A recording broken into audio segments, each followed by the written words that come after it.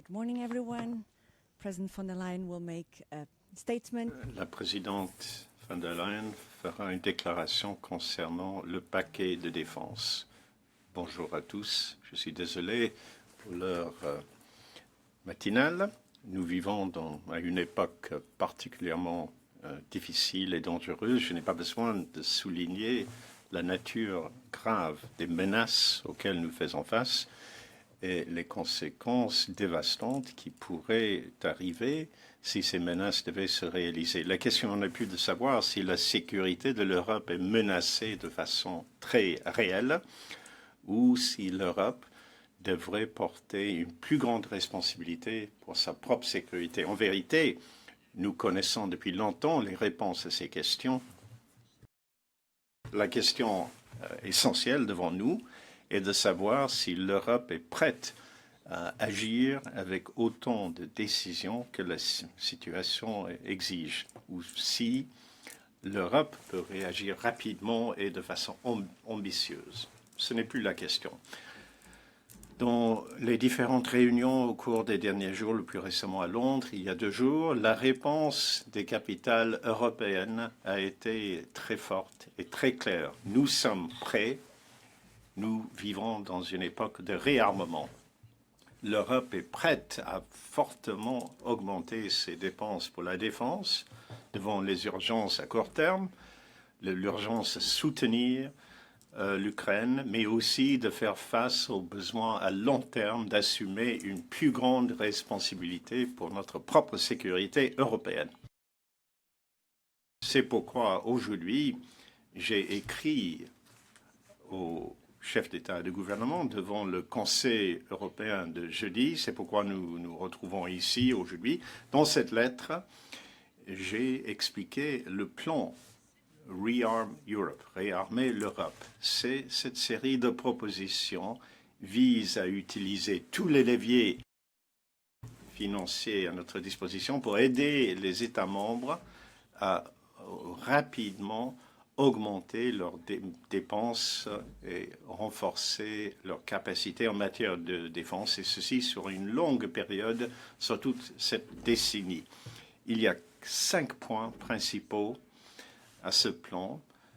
La première partie est de ce plan Rearm Europe est de débloquer les finances publiques en faveur de la défense au niveau national. Les États membres sont prêts à dépenser plus pour leur sécurité s'ils disposent de l'espace fiscal. Nous devons leur donner cet espace fiscal. C'est pourquoi nous proposons d'activer la clause nationale de dérogation dans le cadre du pacte de stabilité et de croissance.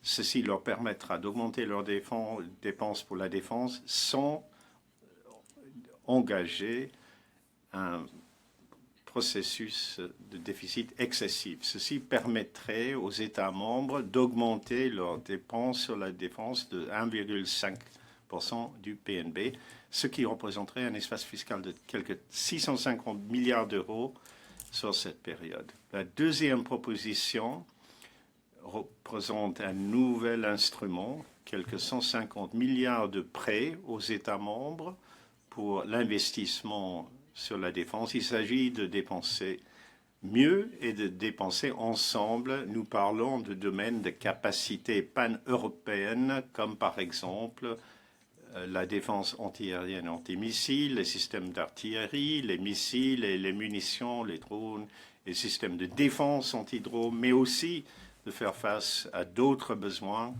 dans le domaine cyber et dans la mobilité militaire. Ceci permettra aux États membres de réunir leurs demandes et d'acheter ensemble. Et de cette façon, les États membres pourront fortement renforcer leur aide à l'Ukraine, donc des fournitures militaires immédiates pour l'Ukraine. Cette démarche commune permettra de réduire les coûts et la fragmentation, mais renforcera l'interopérabilité et renforcera aussi notre base de défense industrielle.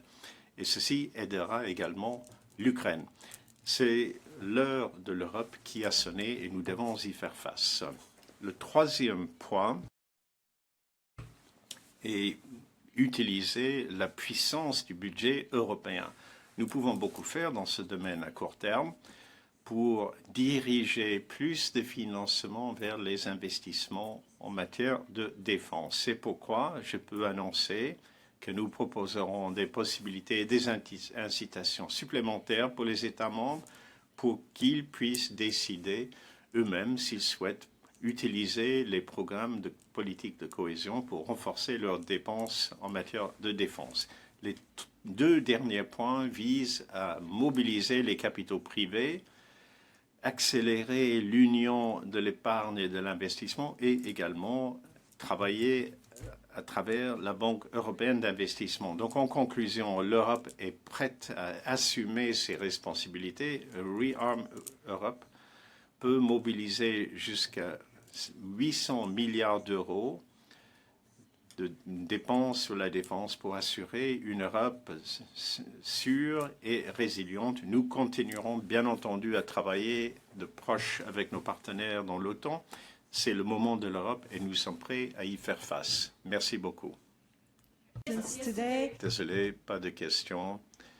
Il y aura une conférence il y aura des possibilités ultérieurement, notamment dans le cadre du Conseil européen.